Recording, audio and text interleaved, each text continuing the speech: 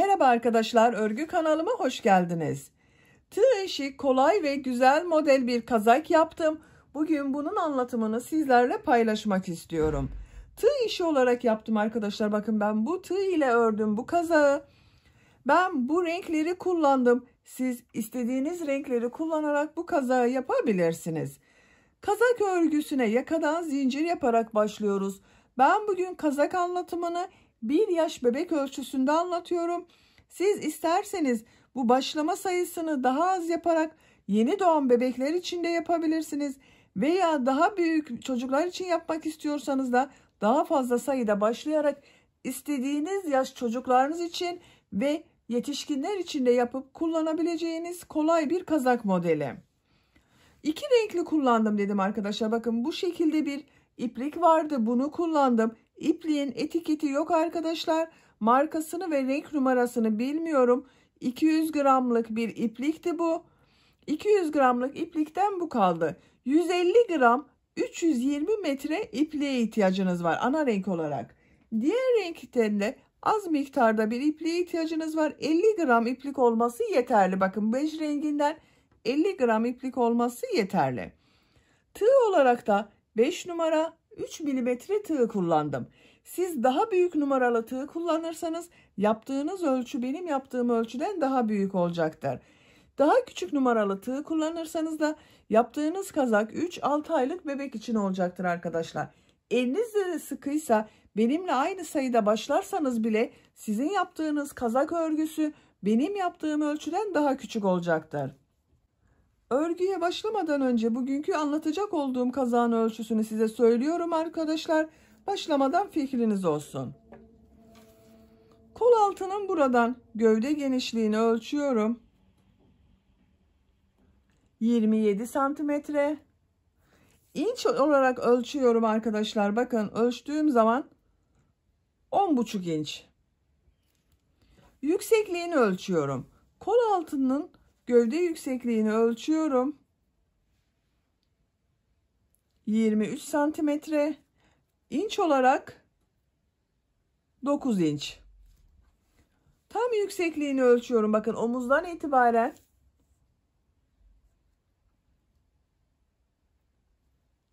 ölçtüğüm zaman 35 santimetre yükseklik var. Kol yüksekliğini ölçüyorum. Tam kol yüksekliğini ölçüyorum. Bakın yakayı başladığım yerden sonra 32 santimetre. Kol yüksekliğini ölçüyorum. Kol altından 20 santimetre. İnç olarak ölçüyorum. 8 inç. Yakasını da böyle gövde ile de uyumlu olsun diye iki renkli çalışmayı tercih ettim. Siz isterseniz tek renk yakada yapabilirsiniz. Yakadan düğmeli yaptım bakın. 2 tane de düğme kullandım arkadaşlar. Bu şekilde bebeğe giydirip çıkarması kolay. Kol uçlarına da bakın bileklik bölümüne de 2 düz 1 ters örgüler yaptım. Sıkı oldu. Aynı örgüyü bu uç noktalarda da yaptım bakın. 2 düz 1 ters örgüler yaptım. Arka görüntüsü de böyle bakın. Bebeğin üzerinde çok şık duracak bir kazak modeli arkadaşlar ve örgüsü de çok kolay. Hazırsanız hep birlikte bu kazağın örgüsüne başlayalım. Örgü kanalıma abone değilseniz abone olmayı unutmayın lütfen. Örgü kanalıma abone olmak ücretsiz. Örgü kanalıma ücretsiz abone olup orada bulunan zil şeklinde dokunarak açık yaparsanız kanalıma video yüklediğim zaman ilk önce size bildirim gelir. Örgülerimden herkesten önce sizin haberiniz olur. İzlediğiniz videolarıma beğeni ve yorumlarınızı da yaparsanız çok sevinirim arkadaşlar. Örgü kanalıma ücretsiz abone olup beğeni ve yorumlarıyla da destek olan bütün arkadaşlara ayrıca teşekkür ederim. Hepinize kolay gelsin. İyi çalışmalar. Bugün örgüde ben iplik olarak bu 2 renk ipliği kullanıyorum. İpliklerin etiketi yok arkadaşlar. Renk numarasını soran çok arkadaş oluyor. Renk numaraları elimde yok. Bu 200 gramlık büyük bir yumaktı bakın. Ama renk numarası yok dediğim gibi. Kalınlık olarak da şu şekilde baktığınız zaman 320 metre ipliklerin kalınlığında arkadaşlar. Siz farklı marka iplikler kullanacaksanız üzerinde 320-330 metre yazan iplikleri kullanırsanız aynı kalınlıkta iplik. Bu da aynı şekilde bakın.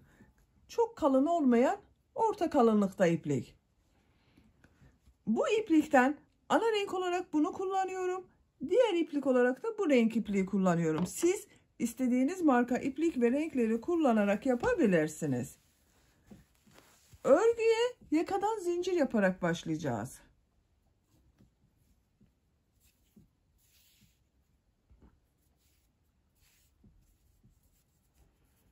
Tığ olarak da 3 mm tığ kullanıyorum. 5 numara 3 mm. İlk ilmeği ben bu şekilde yapıyorum. Size nasıl kolay geliyorsa ilk ilmeği öyle yapabilirsiniz. Zincirleri yapmaya başlıyorum.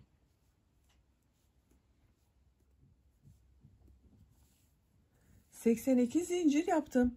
82 zincirin kaç santimetre olduğunu ölçüyorum.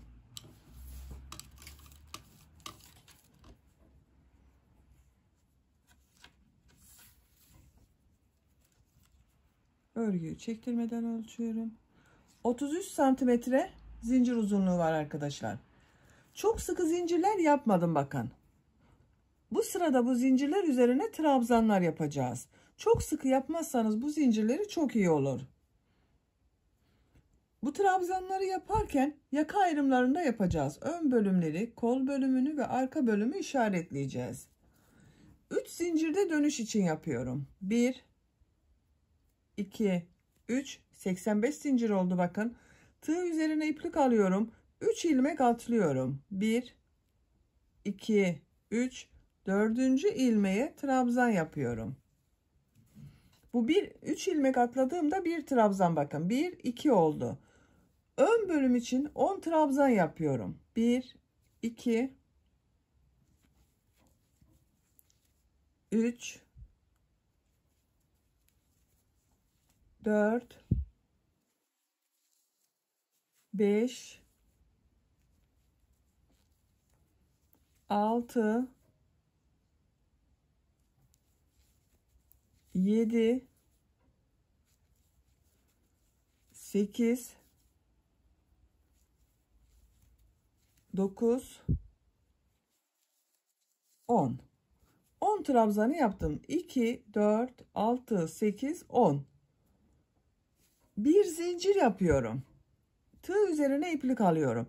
Arttırma yeri için bakın buraya 2 trabzan yapıyorum. Aynı ilmeğe yapmıyorum bakın. 1 yanında bulunan ilmeğe tekrar ikinci trabzanı yapıyorum.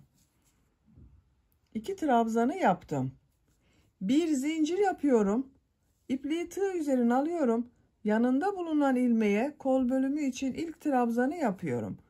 Kol bölümü için 16 trabzan yapıyorum. 1 2 3 4 5 6 7 8 9 10 11 12 13 14 15 16. Kol bölümü için buraya 16 trabzan yaptım. Bakın bu bir zincirden sonra. Bir zincir yapıyorum. Tığ üzerine iplik alıyorum. Bu 2 ilmek üzerine trabzan yapıyorum. 1 2. Bir zincir yapıyorum. Arka bölüm için bakın yanında bulunan zincir üzerine trabzan yapıyorum. Arka bölüm için de 22 trabzan yapıyorum. 1 2 3 4 5 6 7 8, 9, 10, 11, 12, 13, 14, 15, 16, 17, 18, 19, 20, 21, 22. Arka bölüm için bakın bu bir zincirden sonra 22 trabzan yaptım. Bir zincir yapıyorum. 2 ilmeğe trabzan yapıyorum.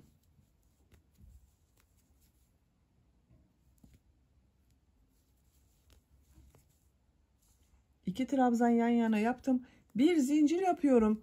Kol bölümü için 16 trabzan yapıyorum. Bu kolda bakın buraya 16 trabzan yaptım. Buraya da 16 trabzan yapıyorum. 1, 2, 3, 4, 5, 6, 7, 8, 9, 10,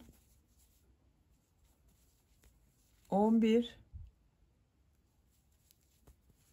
12, 13, 14, 15,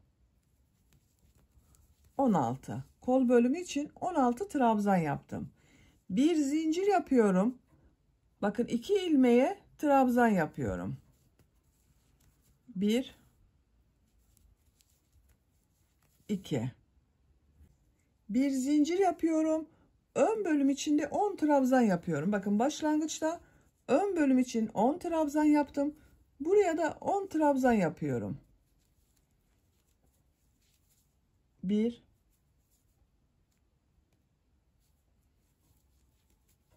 2,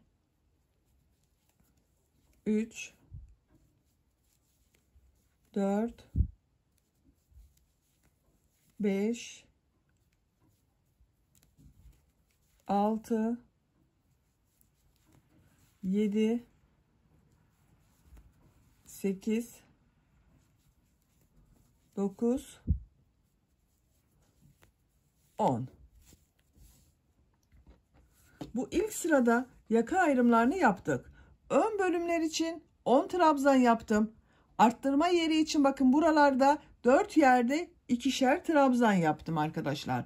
Kol bölümü için 16'şar trabzan, arka bölüm için de 22 trabzan yaptım. Şimdi ikinci sırada bu 2 trabzan yaptığımız yerler vardı bakın arttırma yerinde. Bunları boşluktan alarak yapacağız. Diğer trabzanların üzerine trabzan yapacağız. Bir zincir yapıyorum. Örgüyü çeviriyorum. İlk ilmek üzerine trabzan yapıyorum. Diğer ilmekleri de trabzan yapıyorum. Bakın sayalım. 1, 2, 3, 4, 5, 6, 7, 8, 9, 10. Ön bölüm için 10 trabzanı yaptım. Bu bir zincir yaptığım yere geldim. İpliği tığ üzerine alıyorum. Bakın bu bir zincirin üzerine bir trabzan yapıyorum. Ön bölüm için arttırmayı yaptım. Bakın burada 11 trabzan oldu. Bir zincir yapıyorum. Tığ üzerine iplik alıyorum. Burada bakın 2 trabzan yapmıştım. Bu trabzanları ters taraftan boşluktan alarak trabzan yapıyorum. Şu şekilde bakın tığ boşluğa takıyorum. Uzun yapıyorum arkadaşlar bu trabzanı. Bakın uzatıyorum. Şu şekilde boşluktan aldım, trabzan yaptım. Tekrar tığ üzerine iplik alıyorum. İkinci trabzanda ters taraftan uzatarak boşluktan alıyorum, trabzan yapıyorum. Bakın. Bu iki trabzanın görüntüsü böyle. Bir zincir yapıyorum. Kol bölümünde bulunan ilmekler üzerine trabzan yaparak devam ediyorum. Bakın bu sefer üzerlerine batıyorum. Sadece bu ikişer yaptığımız trabzanları boşluktan alarak yapacağız. 16 trabzan yaptım. 16 trabzanın üzerine trabzan yapıyorum.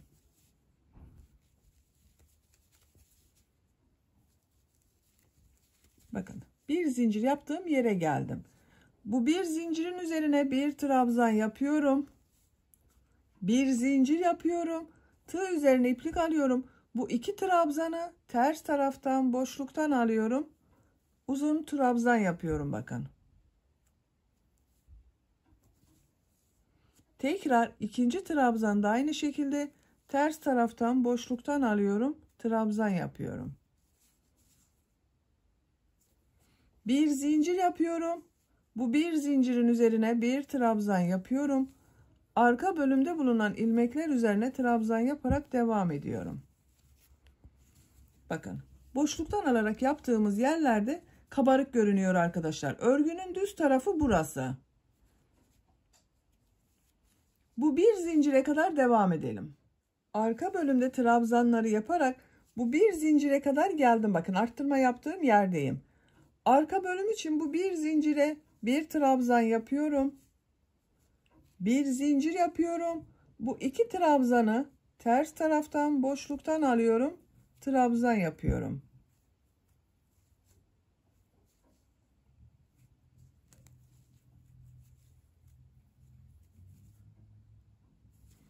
Bir zincir yapıyorum. Kol bölümü için bu bir zincir üzerine arttırma trabzanı yapıyorum. Diğer ilmeklere de trabzan yaparak devam ediyorum.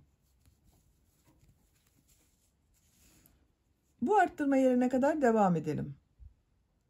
Arttırma yapacağım yere kadar kol bölümünde bakın trabzanları yaptım. Bu bir zincir üzerine kol bölümü için arttırma trabzanı yapıyorum. Bir zincir yapıyorum.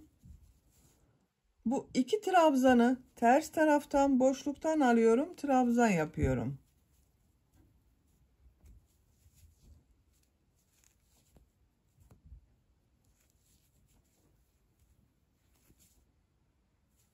Bir zincir yapıyorum.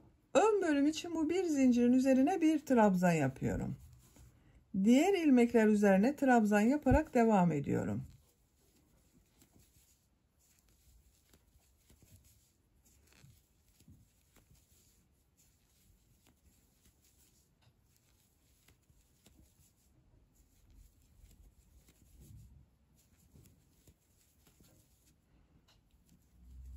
Bakın sıra sonunda bu 3 ilmek atlayarak yaptığım bir trabzan vardı. Trabzan sırasına başladığım yerde. Bu 3 ilmeğin son zincirin üzerine tığ takıyorum. Buraya bir trabzan yapıyorum. Bakın düzgün oldu arkadaşlar. İkinci sırada roba yerleri daha belirgin oldu. Bakın bu iki trabzan yaptığım trabzanları boşluktan alarak trabzan yaptım. Diğer trabzanların üzerine trabzan yaptım. Görüntüsü böyle oldu. Üçüncü sıradayız. Bir zincir yapıyorum, örgüyü çeviriyorum. İlk ilmek üzerine trabzan yapıyorum.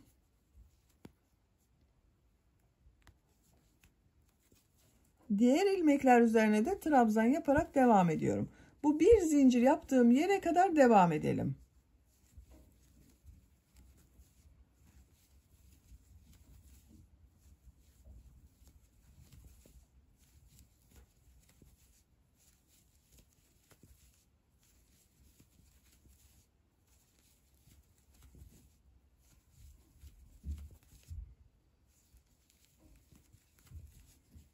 Bakın bir zincir yaptığım yere kadar trabzanları yaptım. Kaç trabzan olduğunu sayalım arkadaşlar. Bakın 2, 4, 6, 8, 10, 11 trabzan oldu. Buraya da bir trabzan yapacağız. 12 olacak. Bakın 10 trabzan ile başladım. İkinci sırada burada bir arttırma yaptım. 11 trabzan oldu. Üçüncü sırada ön bölümde 12 trabzan olacak. Bakın 12. trabzanı bu bir zincirin üzerine yapıyorum. Bir zincir yapıyorum. Tığ üzerine iplik alıyorum. Bakın bu sırada bu 2 trabzanı düz taraftan boşluktan alıyorum. Trabzan yapıyorum. Bu 2 trabzanı nasıl görüyorsan o şekilde boşluktan alarak trabzan yapıyoruz. İkinci trabzanda boşluktan aldım. Trabzan yaptım. Bir zincir yapıyorum. Bu bir zincirin üzerine kol bölümü için arttırma trabzanı yapıyorum. Bakın arkadaşlar, bu şekilde. Bu 2 trabzandan önce ve sonra birer trabzan yapıyoruz, birer zincir yapıyoruz. Bu arttırma yerine kadar devam edelim. Arttırma yapacağımız yere kadar bakın trabzanları yaptım. Bu arttırma yerine bakın bir zincirin üzerine bir trabzan yapıyorum. Bir zincir yapıyorum. Bu 2 trabzanı düz taraftan boşluktan alarak trabzan yapıyorum.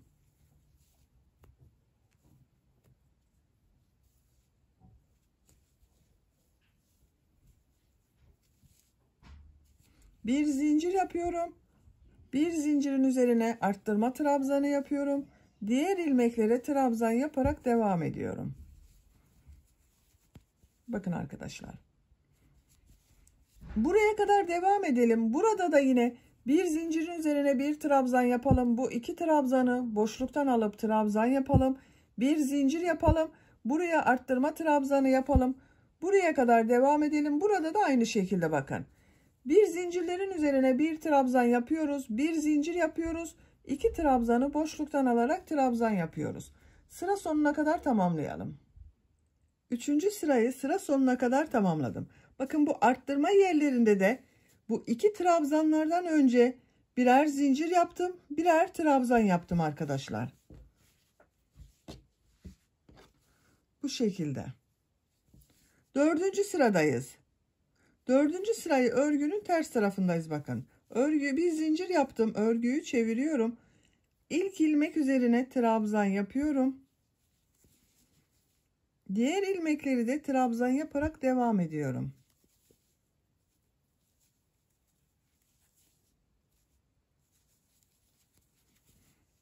Arttırma yapacağımız buraya kadar devam edelim. Arttırma yapacağım yere kadar ön bölümde trabzanları yaptım. Bu bir zincir yaptığım yere geldim. Buraya ön bölüm için bir trabzan yapıyorum. Bir zincir yapıyorum. Örgünün ters tarafındayım. Bakın bu 2 trabzan diğer tarafta görünüyor. Örgünün ters tarafından boşluktan alıyorum. Trabzan yapıyorum. İkinci trabzanı da örgünün ters tarafından boşluktan alıyorum. Trabzan yapıyorum. 2 trabzanı bakın diğer taraftan boşluktan alarak trabzan yaptım. Bir zincir yapıyorum. Bu bir zincirin üzerine kol bölümü için bir trabzan yapıyorum. Diğer ilmekleri de trabzan yaparak devam ediyorum.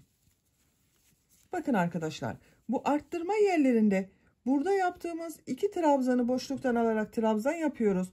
Bir tarafta ters taraftan denk geliyor. Bakın bu sırada yaptığımız gibi. Düz tarafından yaparken düz taraftan denk geliyor. Bunları boşluktan alarak trabzan yapıyoruz. Bu 2 trabzandan önce bakın ve sonra birer zincir var. Birer de trabzan yapıyoruz buraya. Bu şekilde burada ve burada arttırmalar yaparak sıra sonuna kadar tamamlayalım. Dördüncü sırada da sıra sonuna kadar tamamladım. Bakın bu arttırma yerlerinde yine aynı şekilde zincir ve arttırmalarımı yaptım arkadaşlar.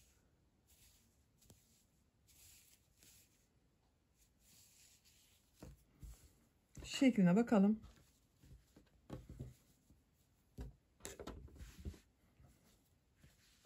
Açık olarak bakın görüntüsü böyle. Katladığımız zaman da bu şekilde görünüyor. Bakın robanın görüntüsü çok güzel oluyor.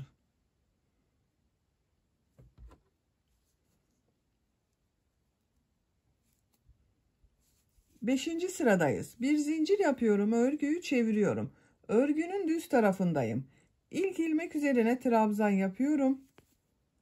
Diğer ilmekler üzerinde trabzan yaparak devam ediyorum. Arttırma yerine kadar trabzanları yapıyorum. Arttırma yerini burada bir defa daha yapalım. Takılan arkadaşlar olursa onlar için iyi olur.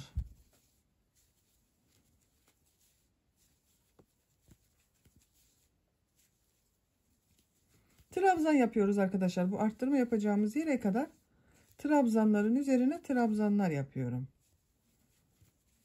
Bakın. Bu bir zincir yaptığım yere geldim.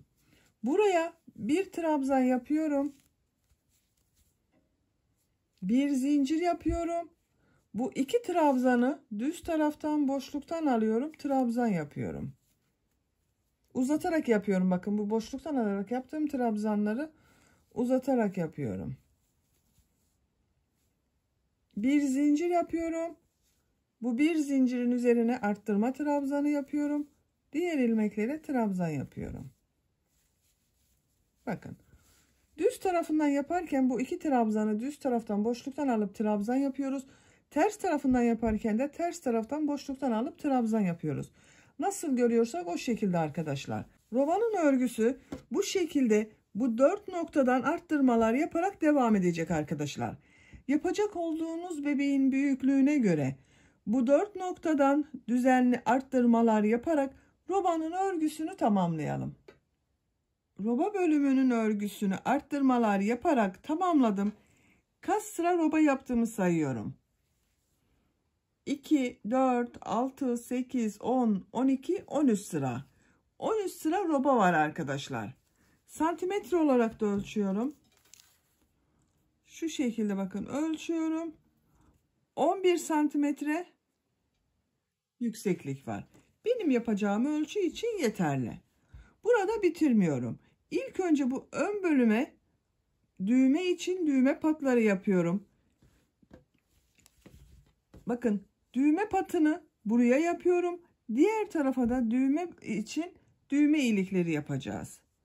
Burada bitirdim. Bakın örgünün düz tarafı burası. Bu uçta bitirdim. Açık olarak da görelim. Bakın arkadaşlar. Açık olarak da böyle.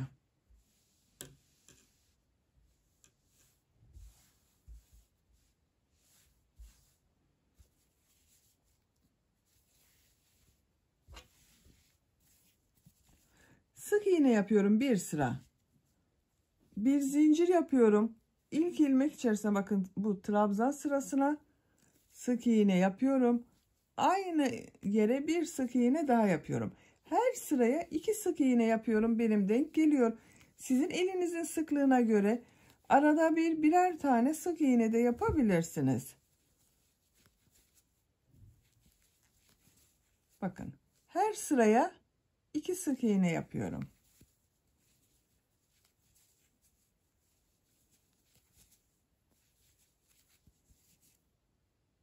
Yaka başlangıcına kadar devam edelim.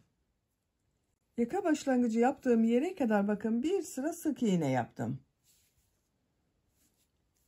Bir zincir yapıyorum. Örgüyü çeviriyorum. Sık iğnelerin üzerinden yarım trabzan yapıyorum. İlk ilmek üzerine yarım trabzan yapıyorum.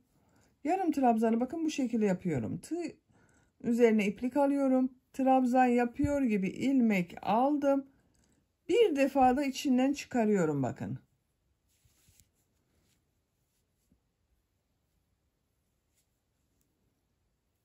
Bir defa da çekiyorum.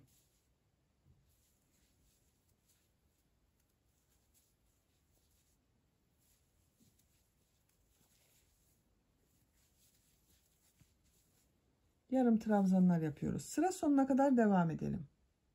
Yarım trabzanlar yaparak sıra sonuna kadar tamamladım. Bir zincir yapıyorum. Örgüyü çeviriyorum. Bunun üzerinden bir sıra daha yarım trabzan yapıyorum.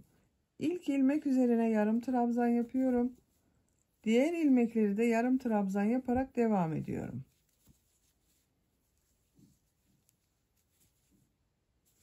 Sıra sonuna kadar devam edelim. Üçüncü sırada yarım trabzanlar yaparak sıra sonuna kadar tamamladım. İpliği kesiyorum.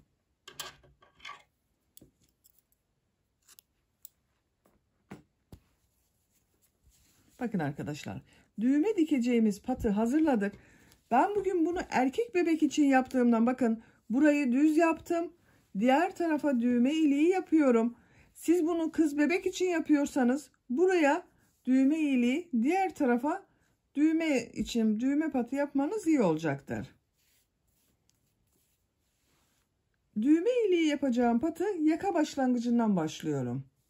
Bakın buradan başlıyorum.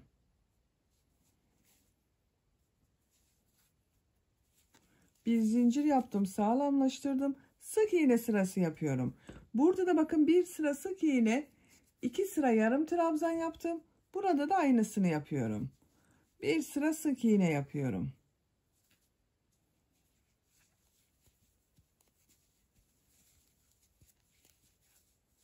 Sıra sonuna kadar devam edelim. Diğer ön patta bakın sık iğne yaparak sıra sonuna kadar tamamladım. Bakın arkadaşlar. İkinci sıradayız. İkinci sırada yarım trabzanlar yapıyorum. Yarım trabzanları yaparken bu sırada düğme içinde düğme ilikleri yapıyorum. İşaret yapmak istiyorum bakın. İlk düğme iliğini bu yakanın başlangıcı olan buraya ben 2 düğmeli yapıyorum. Siz isterseniz daha sık yaparak 3 düğme de yapabilirsiniz. İkinci düğme iliğini buraya yapmak istiyorum. Bakın bu şekilde. 1-2 düğme için düğme iliklerinin yerini belirledim. Bir zincir yapıyorum, örgüyü çeviriyorum. Yarım trabzanlar yapıyorum.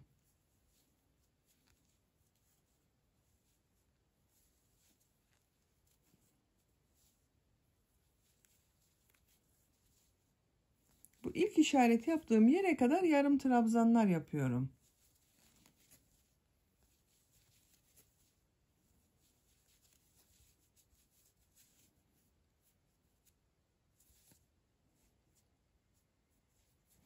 Bakın işaret yaptığım yere geldim. Bir tane daha yapıyorum. 2 zincir yapıyorum düğme iliği için. 2 ilmek atlıyorum. Bakın işaret yaptığım yerde 2 ilmek atlıyorum. 3. ilmek içine yarım trabzan yapıyorum. Düğme iliğini bakın yaptım. Diğer ilmekleri yarım trabzan yaparak devam ediyorum. Bu işareti yaptığım yere kadar yarım trabzanlar yapıyorum.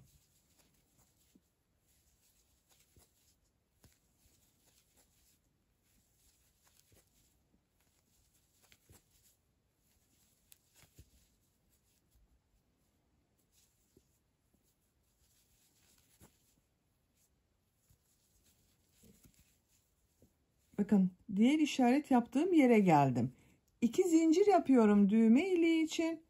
Tığ üzerine iplik alıyorum. 2 ilmek atlıyorum. 3. ilmeğe yarım trabzan yapıyorum. Son ilmek içine de bir yarım trabzan yapıyorum. Bakın arkadaşlar düz tarafından böyle. Bir buraya düğme iliği yaptım. Bir de buraya düğme iliği yaptım. Bir zincir yapıyorum. Örgüyü çeviriyorum. Yine yarım trabzan sırası yapıyorum. İlk ilmek içine yarım trabzan yapıyorum. Bakın bu 2 zincir yaptığım yere 2 yarım trabzan yapıyorum. Diğer ilmekler üzerine birer defa yarım trabzan yapıyorum.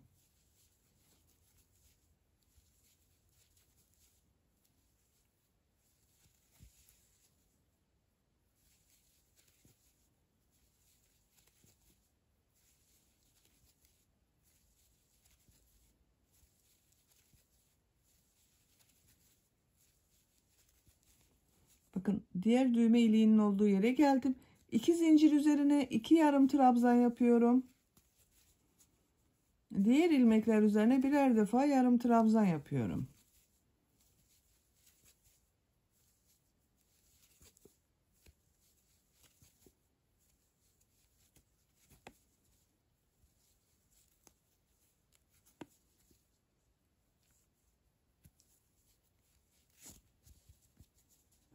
Bakın arkadaşlar. Düğme iliğinin olduğu yeri yaptık.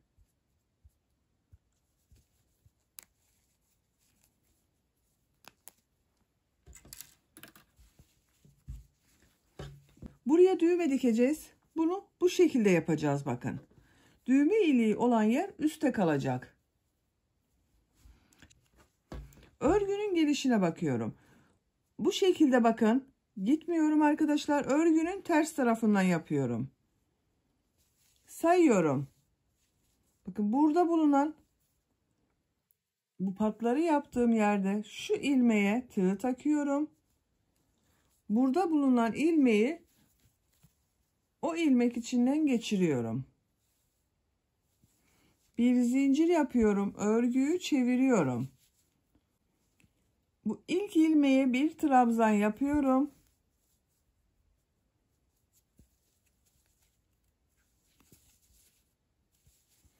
Diğer ilmekleri de trabzan yaparak devam ediyorum.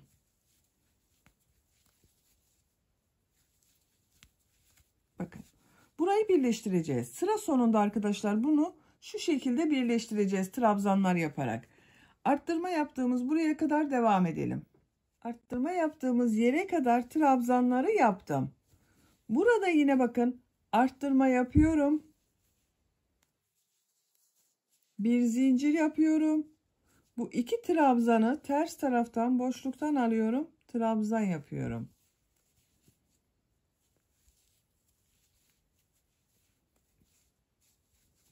Bir zincir yapıyorum. Arttırma trabzanı yapıyorum. Diğer ilmeklere trabzan yaparak devam ediyorum. Yine arttırmalara devam ediyoruz arkadaşlar. Bakın kazağın şekli böyle.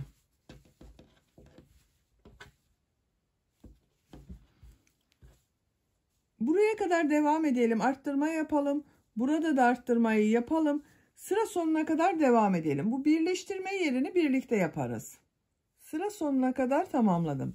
Bakın sıra sonunda bu patları yaptığım yere geldim.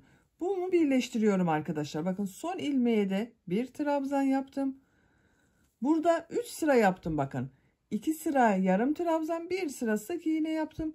Bu ilk sıranın bu ilmeğe tığ takıyorum. Karşıdan da ilk ilmeğe tığ takıyorum. Trabzan yapıyorum. İkinci ilmeğe tığ takıyorum. Karşıdan ikinci ilmeğe tığ takıyorum. Trabzan yapıyorum. Son bakın. Bu ilmekle karşıyı da birleştiriyorum.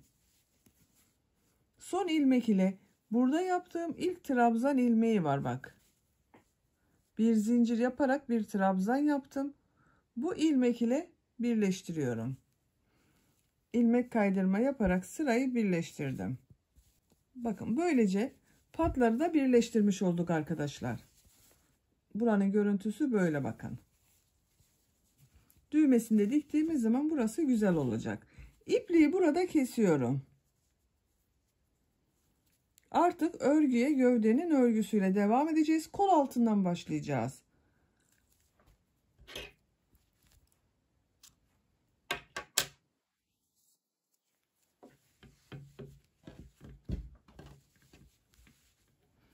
Bakın bu şekilde. Açık olarak da böyle oldu. Bir sıra yine trabzan sırası yaptım. Arttırma yerlerinde de arttırmaları yaptım. Burası ön bölüm. Şu şekilde bakıyorum. Şu kolun diğer tarafında olan bakın arka bölümün buradan ipliğin ucunu bağlıyorum. Bakın bu iki trabzanı boşluktan alarak yaptığım trabzanlar vardı. İkisinin ortasından bağlıyorum.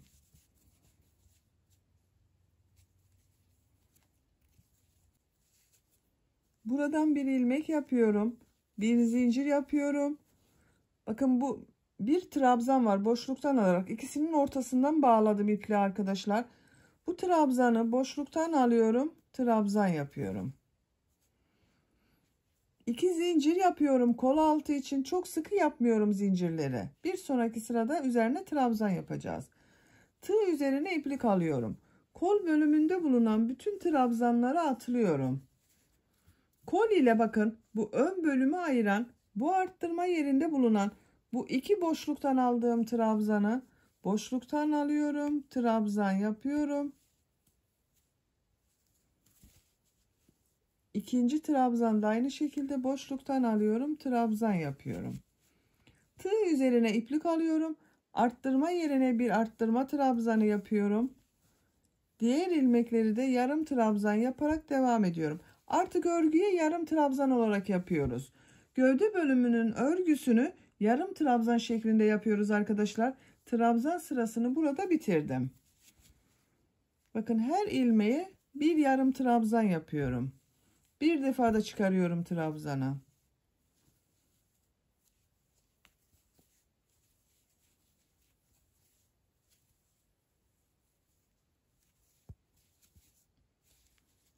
Bu şekilde devam edelim. Bakın bu ön patı birleştirdiğimiz yerde de her ilmek üzerine birer defa yarım trabzan yapacağız. Arttırma yerine kadar devam edelim. Ön bölümde bulunan ilmekler üzerine yarım trabzanlar yaparak arttırma yaptığım yere kadar tamamladım. Bakın burada bu arttırma yerine bir yarım trabzan yapıyorum. Bu iki trabzanı boşluktan alıyorum, trabzan yapıyorum.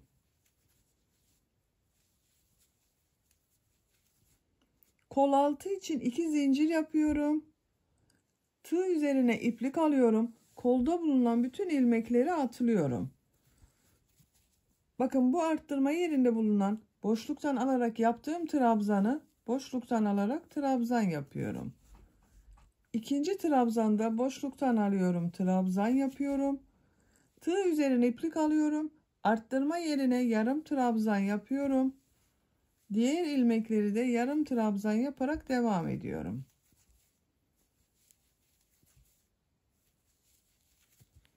Bakın bu kol altında 2 zincir ile birleştirdik ön ve arka bölümü.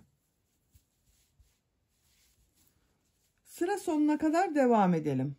Arka bölümde de yarım trabzanları yaparak bakın arttırma yerine geldim arkadaşlar. Bu arttırma yerine bir yarım trabzan yapıyorum. Tığ üzerine iplik alıyorum. Bu trabzanı boşluktan alıyorum, trabzan yapıyorum. Bakın ilk trabzanı burada ilk başta boşluktan alarak trabzan yaptım. Bununla ilmek kaydırma yaparak sırayı birleştiriyorum. Bakın bu ikisi yan yana geldi. Bakalım. Kazağın görüntüsü bakın bu şekilde arkadaşlar. Kol altlarını ikişer zincir ile birleştirdik. Bu sırada da yarım trabzanlar yaptık. Dediğim gibi artık örgü yarım trabzan şeklinde devam edecek.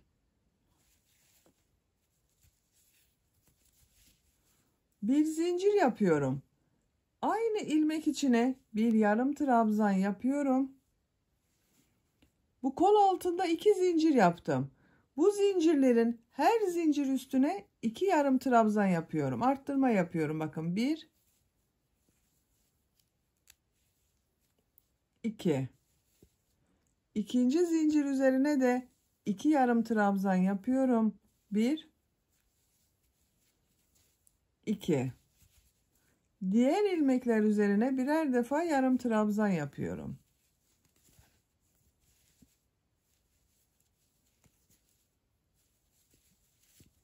Bakın buranın görüntüsü böyle arkadaşlar. Diğer kol altına kadar devam edelim. Kol altı için yaptığım 2 zincire kadar bakın yarım trabzanları yaptım. Bu 2 zincir üzerine her zincir üzerine 2 yarım trabzan yapıyorum.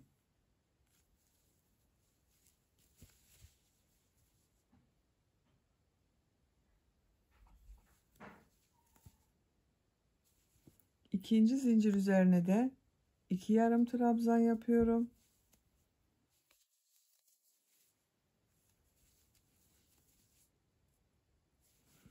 Diğer ilmekler üzerine birer defa yarım trabzan yapıyorum.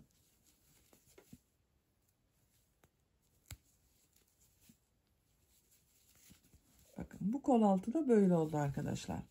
Şöyle katladığımız zaman görüntüsü böyle. Sıra sonuna kadar devam edelim. Yarım trabzanlar yaparak sıra sonuna kadar tamamladım. Son ilmeği burada yaptığım bakın ilk ilmek vardı. Bir zincir yaparak yarım trabzan yaptım. Bu ilmek ile ilmek kaydırma yaparak sırayı birleştiriyorum. Tekrar bir kazağın şekline bakalım. Bakın arkadaşlar. Gövde bölümünün örgüsü artık bu son sırada yaptığımız sayı ile devam edecek. Kol altlarında 2 zincir üzerine ikişer tane yarım trabzan yaptım. Diğer kol altında da aynısını yaptım. Arttırmaları yaptık. Artık kazağın örgüsü bu sayı ile devam edecek. Bakın şu anda birleştirme yaptım. Buradayım. Birleştirme yapacağımız yerin ortaya gelmesini istiyorum. Bu bir zincir yaptığım, bakın 2 yarım trabzan yaptım. Buraya kadar ilmek kaydırması yapıyorum. Birleştirme yaptığımız yer tam yan tarafta kalsın diye bakın oraya kadar ilmek kaydırması yapıyorum. 3 ilmek kaydırması yaptım arkadaşlar. Bakın tam ortaya geldim. Buradan itibaren artık bu ortadan devam edeceğiz birleştirmeye. Ben burada renk değiştirmek istiyorum. Bakın bu renk ile çizgiler yapmak istiyorum arkadaşlar. Siz tek renk yapıyorsanız burada bir zincir yapıp yarım trabzan şeklinde devam edebilirsiniz. Ben bu renk ile arada çizgiler yapmak istiyorum.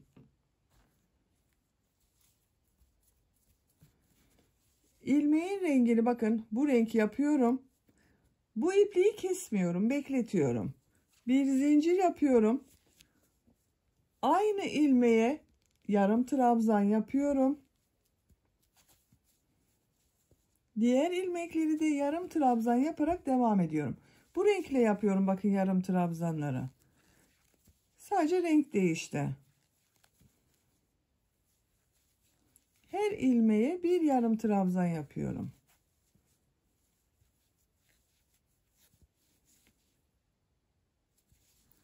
Yarım trabzanlar yaparak sıra sonuna kadar devam edelim.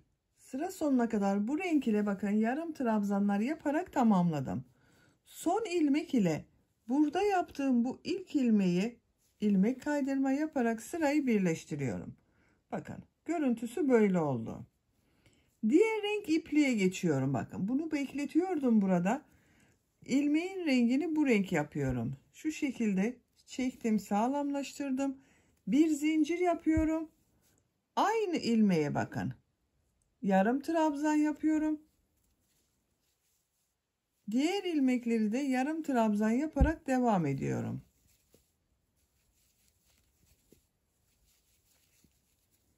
Bakın birleştirme yaptığımız yer böyle. Bu ipliği bekletiyorum. Bir sonraki sırada bu iplik ile devam ediyorum. Sıra sonuna kadar devam edelim. Sıra sonuna kadar tamamladım. Son ilmek ile bu ilmeği ilmek kaydırma yaparak sırayı birleştiriyorum. Şu ipliği de üste alıyorum bakın arkadaşlar. O ipliğe geçiş yapacağız. Şu şekilde birleştirdim. İpliğin rengini bakın bu renk yapıyorum. Bir zincir yapıyorum. İlk aynı ilmek içine bir yarım trabzan yapıyorum. Diğer yarım trabzanların üzerine de yarım trabzan yapıyorum.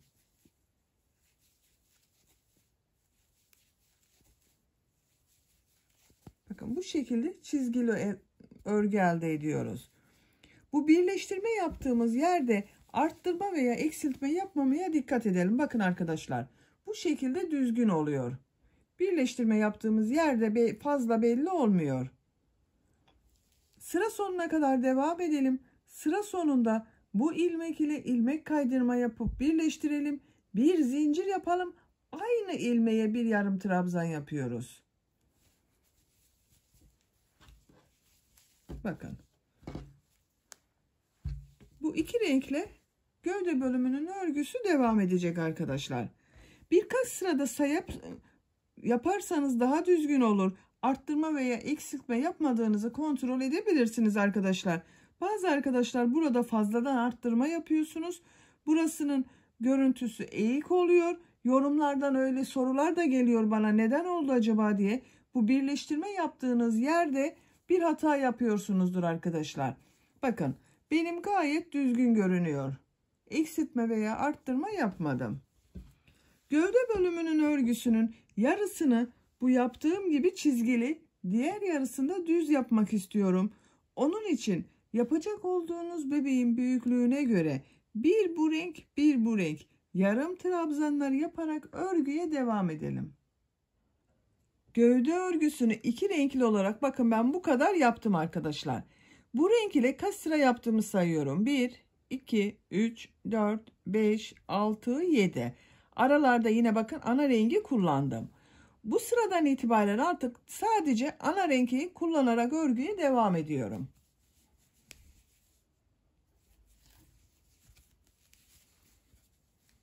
Bir zincir yapıyorum. İpliği tığ üzerine alıyorum. Bu ilk ilmek üzerine bakın aynı renk ile devam ediyorum. Diğer rengi kullanmıyorum artık.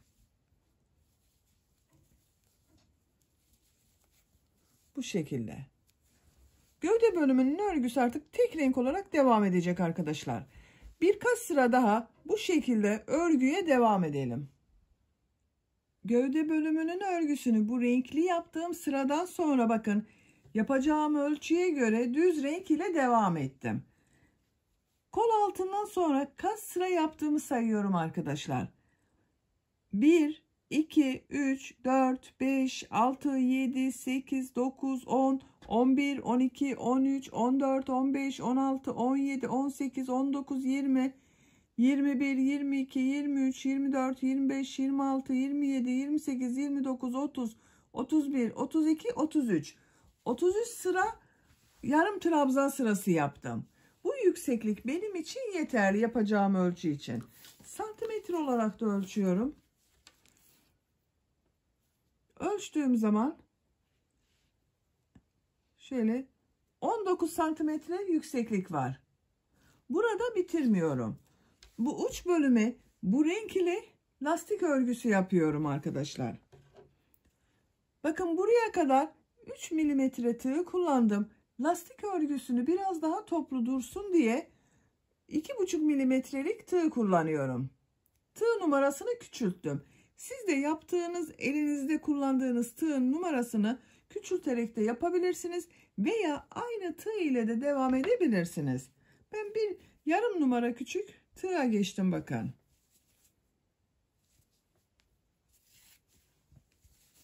Burada ilmeğin rengini bu renk yapıyorum. Bir zincir yapıyorum. Aynı ilmek içine trabzan yapıyorum.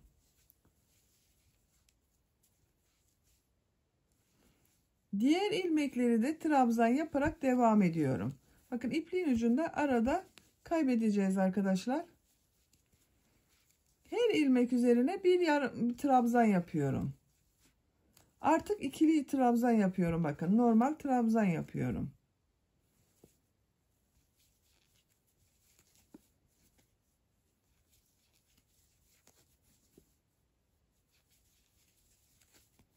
Bu şekilde. Sıra sonuna kadar devam edelim. Trabzanlar yaparak sıra sonuna kadar tamamladım.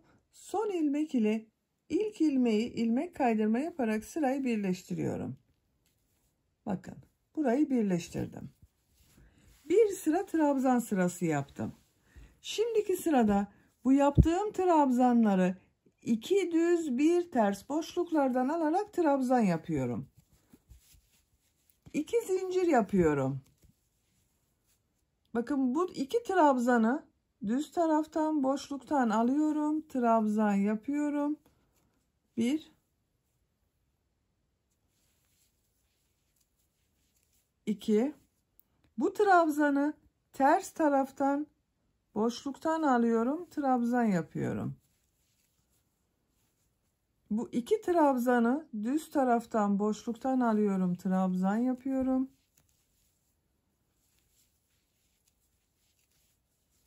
Bu trabzanı ters taraftan boşluktan alıyorum. Trabzan yapıyorum.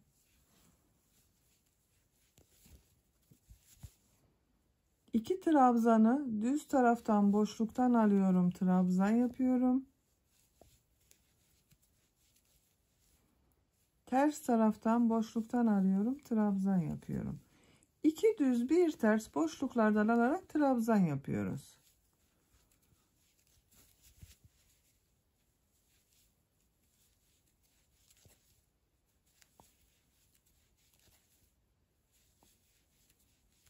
Bakın. Görüntü olarak böyle görünüyor arkadaşlar. Ters tarafının görüntüsü de böyle. Sıra sonuna kadar 2 düz 1 ters boşluktan alıp trabzan yaparak devam edelim. Sıra sonuna kadar tamamladım. Son trabzanları bakın, 2 trabzanı düz taraftan boşluktan aldım, trabzan yaptım. Son ilmek ile ilk yaptığım bu ilmeği ilmek kaydırma yaparak sırayı birleştiriyorum. Sıra başında 2 zincir yaptığımda bakın ters tarafta görünen trabzan oldu arkadaşlar. Bakın görüntüsü böyle oldu. Bu sırada 2 düz 1 ters boşluklardan alarak trabzan yaptım. Ters tarafının görüntüsü de bu şekilde bakın.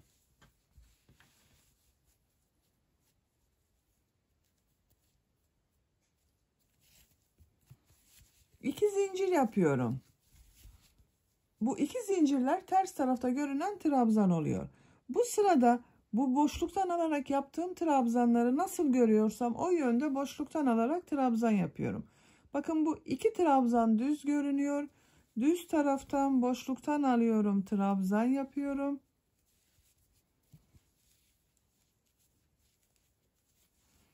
Bu ters tarafta görünüyor. Ters taraftan boşluktan alıyorum, trabzan yapıyorum. Düz görünüyorlar bak, bu iki trabzan. Düz taraftan boşluktan aldım, trabzan yaptım. Ters taraftan boşluktan alıyorum, trabzan yapıyorum. Nasıl görüyorsam o yönde boşluktan alarak trabzan yapıyorum.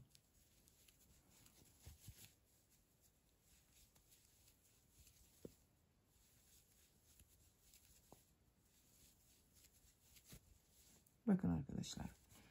Sıra sonuna kadar devam edelim. Sıra sonunda ilmek kaydırma yapalım, birleştirelim. Bir sonraki sırada yine nasıl görüyorsan o şekilde boşluktan alarak trabzan yapalım. Tercihinize göre bu iki düz bir ters boşluktan alarak yaptığımız örgüleri istediğiniz kadar sıraları tekrarlayarak tamamlayalım. Kazağın lastik örgüsünü 5 sıra olarak tamamladım. Sıra sonunda ilmek kaydırma yaparak birleştirdim.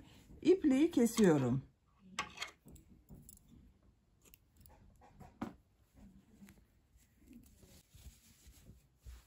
Bakın arkadaşlar, çok güzel oldu.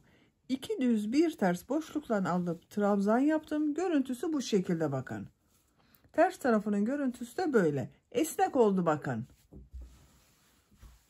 Gövde bölümünü tamamlamış oldum. Kol örgüsüne geldi sıra arkadaşlar. Bakın ben kol örgüsünün birisini tamamladım.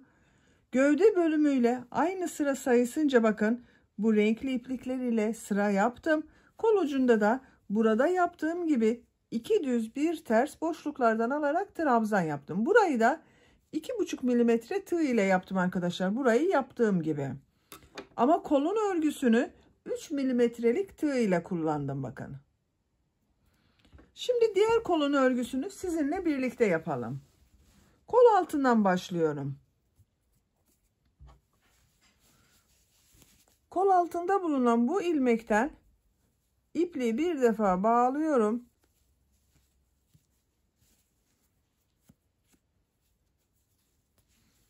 Yarım trabzanlar yapıyorum. Bakın gövdenin örgüsünde bu trabzan sırasından sonra 2 sıra yarım trabzan yaptım. Sonra bu çizgilere geçtim arkadaşlar. Burada da aynısını yapıyoruz.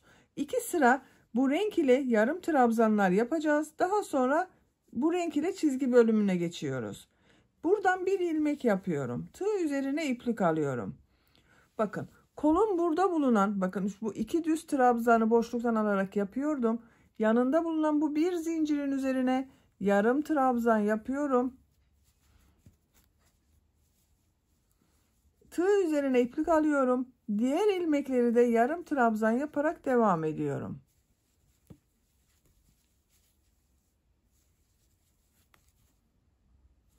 Sıra sonuna kadar devam edelim. Kol çevresinde yarım trabzanlar yaparak bakın sıra sonuna kadar tamamladım. Sıra sonunda bakın bu bir zincirin üzerine bir yarım trabzan yapıyorum. Siz kol geniş olsun derseniz arkadaşlar bakın bu bir zincirin üzerine buraya ve sıra başında yaptığımız bu bir yarım trabzanı 2 yarım trabzan olarak yapabilirsiniz. Ben bir yarım trabzan yapıyorum. Bu son ilmek ile burada başladığım bakın ilmek kaydırması yaparak bitiriyorum. Sırayı birleştirdim bakın arkadaşlar. Kolun görüntüsü böyle. Bir zincir yapıyorum. Tığın üzerine iplik alıyorum. Bu ilk bakın birleştirme yaptığım bu ilmeğe yarım trabzan yapıyorum. Diğer ilmekleri de yarım trabzan yaparak devam ediyorum. Her ilmek üzerine bir yarım trabzan yapıyorum. Sıra sonuna kadar devam edelim. Sıra sonuna kadar tamamladım. Son ilmeğe de bakın yarım trabzan yaptım. Bu ilmek ile sıra başında yaptığım bu ilmeği ilmek kaydırma yaparak birleştiriyorum. Bakın 2 sıra yaptım. Bu sırada renk değiştiriyorum arkadaşlar. Bakın gövde bölümünde de 2 sıradan sonra bu renk ile başladım. Burada da aynısını yapıyorum. Sizin istediğiniz gibi yapabilirsiniz. İsterseniz bu renk ile kolun örgüsüne devam edebilirsiniz. Ben bu renk ile çizgiler yapıyorum yine. Buradan ipliğin rengini bakın bu renk yapıyorum. Bu ipliği kesmiyorum. Bir sonraki sırada bununla devam ediyorum. Bir zincir yapıyorum. Bu ilk ilmek üzerine yarım trabzan yapıyorum. Bu bir sırada kaç yarım trabzan yaptığımı soran arkadaşlar oluyor. Arkadaşlar benim bu bir sıra üzerinde 45 yarım trabzan oldu. Diğer ilmekleri de yarım trabzan yaparak devam ediyorum.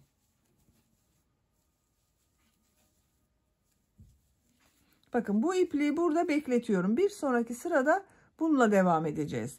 Sıra sonuna kadar devam edelim. Sıra sonuna kadar tamamladım. Son ilmek ile ilk ilmeği, bakın bu bir zinciri değil arkadaşlar. Burada bulunan bu ilk ilmeği ilmek kaydırma yaparak birleştiriyorum. Bu renk ipliği de tığın üzerine alıyorum. Şu şekilde aldım. İlmekten çektim. Bakın sırayı birleştirdim. Bu bir sıra üzerinde yine 45 yarım trabzan var. İlmeğin rengini bu renk yapıyorum. Bakın renk değiştiriyorum. Şu şekilde içinden çektim. Bakın artık ilmeğin rengi bu renk. Bir zincir yapıyorum. Aynı ilmek içine yarım trabzan yapıyorum. Diğer ilmekleri de yarım trabzan yaparak devam ediyorum. Her ilmeğe bir yarım trabzan yapıyorum. Sıra sonunda ilmek kaydırmayı birleştirirken dikkatli olalım arkadaşlar. Örgüyü kaydırmayalım. Sıra sonuna kadar devam edelim. Bu şekilde diğer renge başlayalım. Bu gövde bölümünde yaptığımızın aynısını yapıyoruz arkadaşlar. Ben bu gövde bölümünü bakın 1, 2, 3, 4, 5, 6, 7 sıra bu renk ile yaptım. Kolda da aynısını yaptım. 1, 2, 3, 4, 5, 6, 7. Bu gövde bölümüyle aynı oluyor. Yüksekliği de tercihinize göre bakın bu düz yaptığımız renk ile istediğiniz kadar yapabilirsiniz. Ben gövde örgüsünün sırasından eksik yaptım. Diğer kolun örgüsünde bu kolu başladığımız gibi başlayalım. İlmek sayılarının aynı olmasına dikkat edelim arkadaşlar. Her iki kolun örgüsünü tamamlayalım. Kol ucunda bu bileklik bölümünü sizinle birlikte yaparız. Kol bölümünün örgüsünü ben tamamladım. Bakın bu şekilde oldu arkadaşlar. Buraları yine çizgili yaptım. Diğer kolu da aynı yaptım. Çizgili bölümden sonra düz renk ile devam ettim. Gövde bölümünde olduğu gibi bakın buranın aynısını yaptım. Kaç sıra düz yaptığımı sayıyorum. 1, 2, 3, 4, 5, 6, 7, 8, 9, 10, 11, 12, 13, 14, 15, 16. 16 sıra düz yaptım. Çizgi sayıları aynı bakın. 1, 2, 3, 4, 5, 6, 7. 1, 2, 3, 4, 5, 6, 7. Burası aynı oldu. Şimdi kol ucunu yapacağız. Bakın bu kol ucunda yaptığımız gibi bileklik bölümü yapıyorum. Kolun örgüsünü 3 milimetre tığ ile yaptım. Bunu bırakıyorum. 2,5 milimetre tığ başlıyorum arkadaşlar.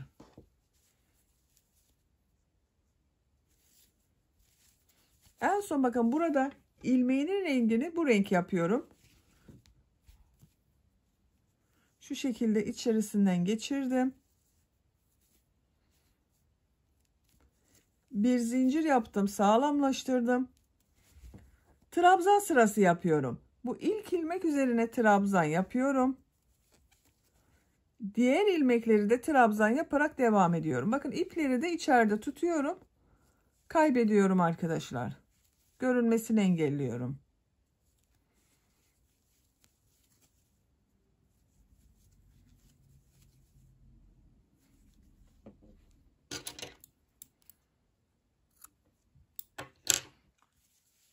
Sıra sonuna kadar trabzanlar yaparak devam edelim. Sıra sonuna kadar tamamladım. Son ilmek ile ilk ilmeği ilmek kaydırma yaparak birleştiriyorum. Birleştirdiğim yerin görüntüsü bakın bu şekilde arkadaşlar. Görüntüsüne bakıyorum. Bakın küçük numaralı tığ ile yaptığım için kol bölümü toplayacak arkadaşlar. Bakın diğer kol bölümü de dar oldu. Siz küçük numaralı tığ yerine yine örgüyü yaptığınız tığ ile devam edebilirsiniz. 2 zincir yapıyorum. Burada yaptığımız gibi bakın 2 düz 1 ters boşluklardan alarak trabzan yapacağız. İlk trabzanı düz taraftan boşluktan alıyorum, trabzan yapıyorum. İkinci trabzanı düz taraftan boşluktan alıyorum, trabzan yapıyorum. Bu trabzanı ters taraftan boşluktan alıyorum, trabzan yapıyorum. 2 trabzanı düz taraftan boşluktan alıyorum, trabzan yapıyorum. Siz aynı tığ ile devam ediyorsanız, kol bölümünün de biraz bileklik bölümünün dar olmasını istiyorsanız, bakın bu ters taraftan yaptığımız trabzanları şu şekilde 2 trabzanı birlikte alarak arada kesmeler yapabilirsiniz arkadaşlar. Bakın 2 trabzanı düz boşluktan alıp trabzan yapıyorum. Bir trabzanı ters taraftan boşluktan alıyorum, trabzan yapıyorum. Bu 2 trabzanı ters taraftan boşluktan alıp yaparsanız bileklik bölümü daha dar olacaktır. Ama daha küçük numaralı tığ kullanıyorsanız bunda gerek yok arkadaşlar. Sıra sonuna kadar devam edelim. 2 düz 1 ters boşluktan alıp trabzan yaparak buraya kadar tamamladım. Sıra sonunda 1, 2, 3, 4 trabzan kaldı. Burada bir trabzan fazla geliyor arkadaşlar. Onun için örgünün ters tarafından bu 2 trabzanı birlikte alıyorum. Trabzan yapıyorum. Son 2 trabzanı düz taraftan boşluktan alıyorum, trabzan yapıyorum. Örgünün düzgün görünmesi için buradan bir kesme yaptım. Son ilmek ile ilk ilmeği ilmek kaydırma yaparak birleştiriyorum. Bakın bu sırada 2 düz 1 ters boşluktan alıp trabzan yaptık. İlk sırada kaç trabzan yaptığımı söylemeyi unuttum. Kol ile aynı arkadaşlar. 45 trabzan var. Bakın 1, 2, 3, 4, 5, 6, 7, 8, 9, 10, 11, 12, 13, 14, 15 tane 2 tane düz taraftan aldığım trabzan grubu oldu arkadaşlar. Modelin denk gelmesi için de bakın burada bir kesme yaptım. 2 zincir yapıyorum. Bu sırada trabzanları nasıl görüyorsam o yönde boşluktan alıp trabzan yapıyorum. İlk 2 trabzanı düz taraftan boşluktan alıp trabzan yapıyorum. Bu bir trabzanı ters taraftan boşluktan alıyorum, trabzan yapıyorum. 2 trabzanı düz taraftan boşluktan alıp trabzan yapıyorum.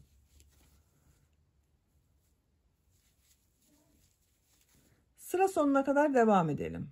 Sıra sonuna kadar tamamladım. Son ilmek ile ilk ilmeği ilmek kaydırma yaparak birleştiriyorum.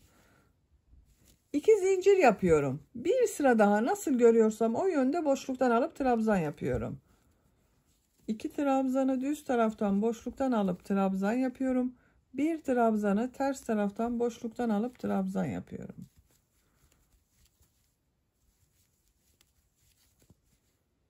Sıra sonuna kadar devam edelim. Sıra sonuna kadar tamamladım. Son ilmek ile ilk ilmeği ilmek kaydırma yaparak birleştiriyorum. Burada ipliği kesiyorum arkadaşlar. Bakın 1, 2, 3, 4 sıra oldu. İpliği kesiyorum. Siz tercihinize göre bir sıra daha devam edebilirsiniz. Bakın. Bileklik bölümü böyle oldu.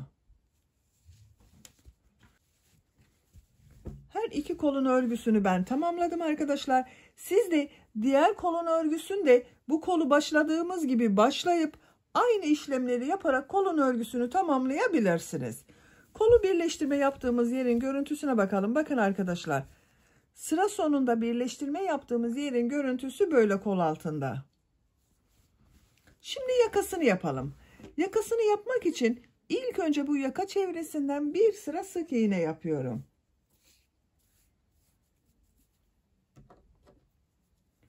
Uç noktadan başlıyorum. Bakın buradan başlıyorum. Bir zincir yaptım, sağlamlaştırdım. Aynı ilmek içine sık iğne yapıyorum. Bakın ikinci ilmeğe sık iğne yapıyorum. 3 sıra yaptım. Bakın burada onların her birine birer tane sık iğne yapıyorum. Diğer ilmekler üzerine de sık iğne yaparak devam ediyorum. Yaka başlangıcında yaptığımız zincirlerin üzerinden sık iğne yapıyoruz bakın. Sık iğneler yaparak sıra sonuna kadar devam edelim. Yaka çevresinde sık iğne yaparak bakın diğer uç noktaya kadar tamamladım. İpliği burada kesiyorum.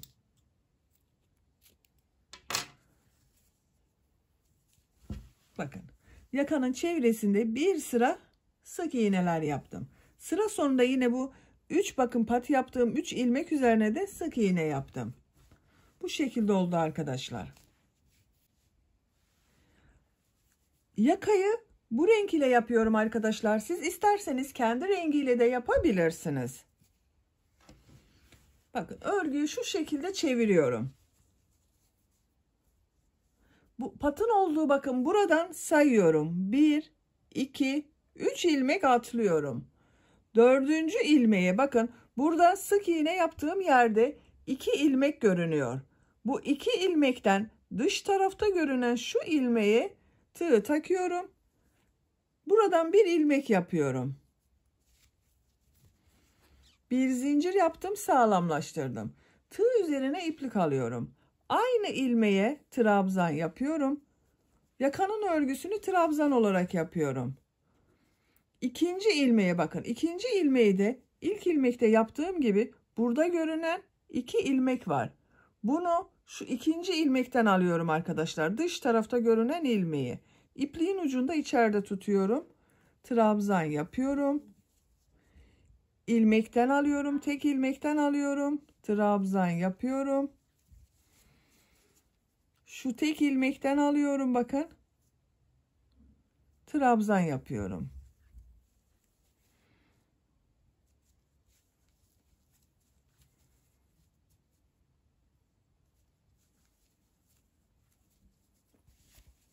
Bakın şu ilmekten alıyoruz. 2 ilmek görünüyor. Tekrar gösteriyorum.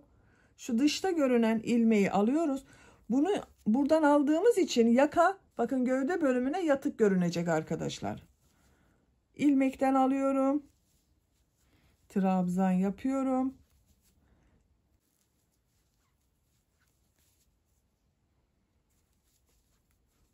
Yakanın daha rahat olabilmesi için bakın bu arttırma yaptığımız yerler vardı. Burası, burası, burası ve burası. Buralarda birer ilmek üzerine 2'şer tane trabzan yapıyorum ben.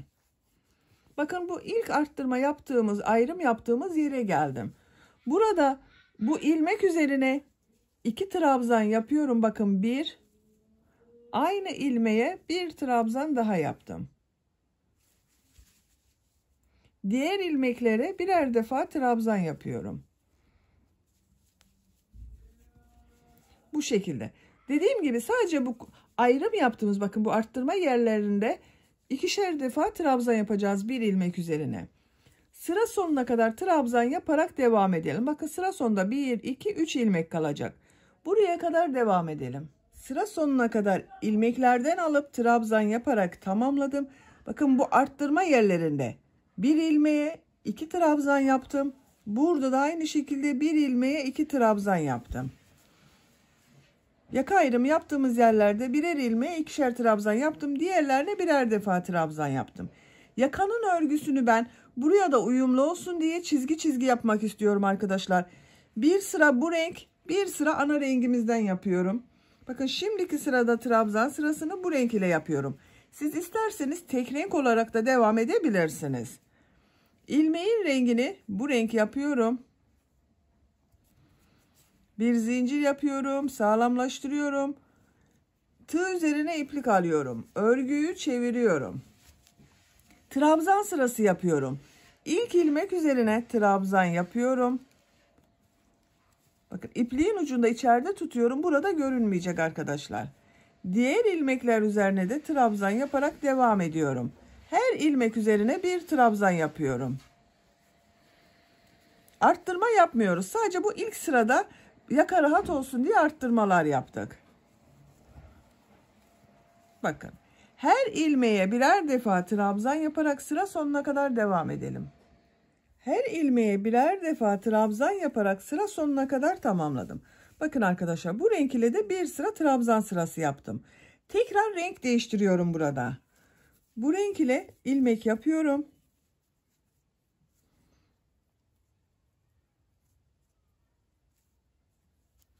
Bir zincir yapıyorum. Örgüyü çeviriyorum. İlk ilmek üzerine trabzan yapıyorum.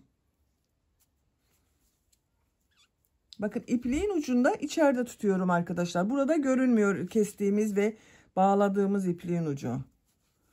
Diğer ilmeklere de birer defa trabzan yapıyorum.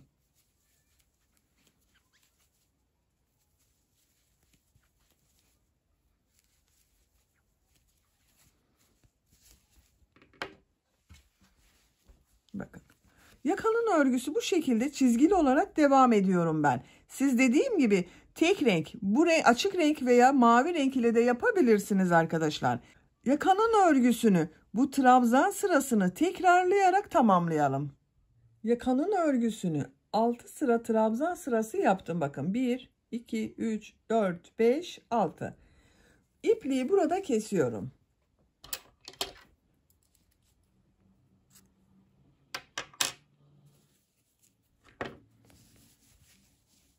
Bakın arkadaşlar, bu 6 sıra benim yapacağım ölçü için yeterli. Siz isterseniz bir sıra daha yapabilirsiniz veya bir sıra önceden de bırakabilirsiniz. 3 sıra bakın bu mavi renk ile yaptım. 3 sırada bej rengi yaptım. Yakanın görüntüsüne bakalım. Bu şekilde oldu. Şimdi bu yakanın çevresinden bej renk ile sık iğne yapıyorum. Siz istediğiniz renk ile yapabilirsiniz. Bakın şuradan bir ilmek yapıyorum. Bir zincir yaptım, sağlamlaştırdım. İlmek içine sık iğne yapıyorum. Burada bulunan ilmeklere sık iğne yapıyorum.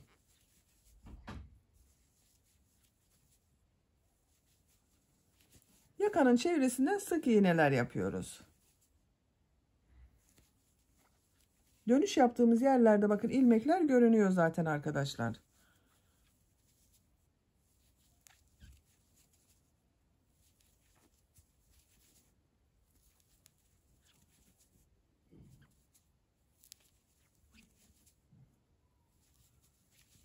Bakın uç noktaya geldim. Buraya aynı ilmeğe bir sık iğne daha yapıyorum.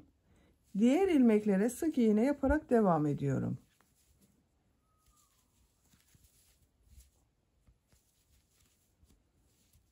Bakın görüntüsü böyle.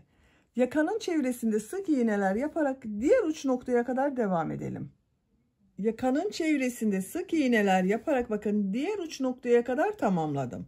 Son sık iğneyi de yaptım. Bu yaptığım ilmeği burada bulunan bakın şu şekilde ilmeği alıyorum. İlmek kaydırma yapıyorum. Yakayla tam olarak birleştiriyorum. İpliği kesiyorum.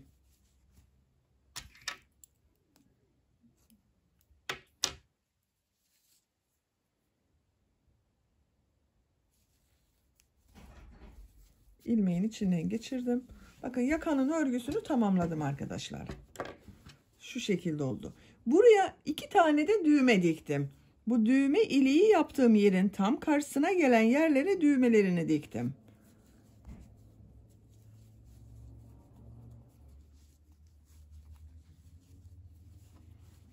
Bakın, düğmesini taktığım zaman yaka daha güzel görünecektir.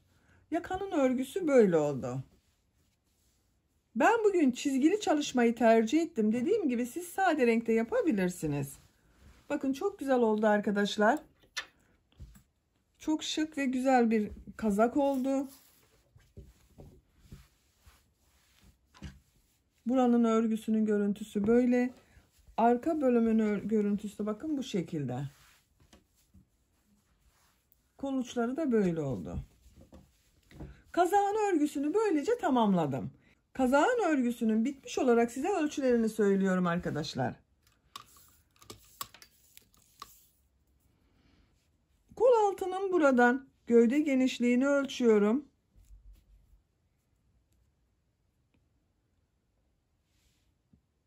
27 santimetre. İnç olarak ölçüyorum. 10,5 inç bakın.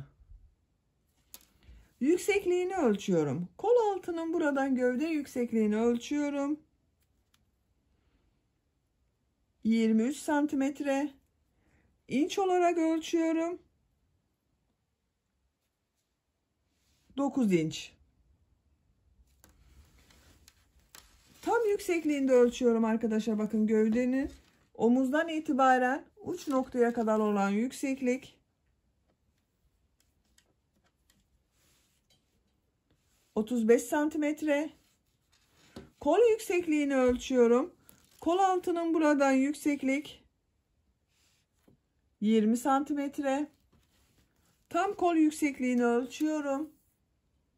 Yakayı başladığımız bakın buradan itibaren 32 santimetre. Bu ölçüde 1 yaş bebek için güzel bir ölçü. Kazağın örgüsünde iplik olarak da bakın 200 gramlık ip vardı. Bu kaldı arkadaşlar. 150 gram kadar iplik kullandım bunda. Böylece bir örgü anlatımının da sonuna gelmiş oldum. Beni dinlediğiniz ve izlediğiniz için hepinize çok teşekkür ederim. Örgü kanalıma abone değilseniz abone olmayı unutmayın lütfen. Örgü kanalıma abone olmak ücretsiz. Örgü kanalıma ücretsiz abone olup orada bulunan zil şeklinde dokunarak açık yaparsanız kanalıma videoyu yüklediğim zaman ilk önce size bildirim gelir. Örgülerimden herkesten önce sizin haberiniz olur. İzlediğiniz videolarıma beğeni ve yorumlarınızı da yaparsanız çok sevinirim arkadaşlar. Sizlerle yeni örgülerde görüşmek dileğiyle. Hoşça kalın, sevgiyle kalın.